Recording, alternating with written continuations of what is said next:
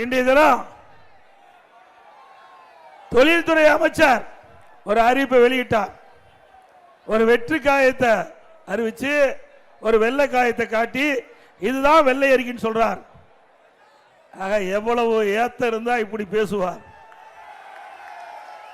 எங்க நாட்டு மக்கள், இங்க படித்த இளைஞர்கள் இருக்கிறீங்க.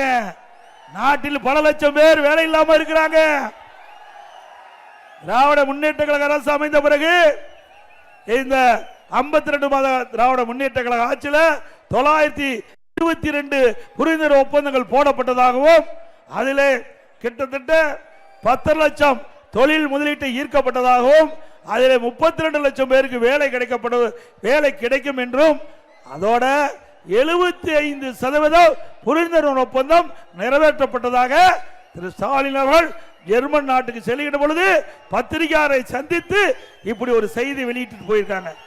திரு ஸ்டாலின் அவர்களே, திரு தொழில்துறை அமைச்சர் டிஆர்பி ராஜா அவர்களே, இதற்கு விளக்கம் கொடுக்கப்பட வேண்டும்.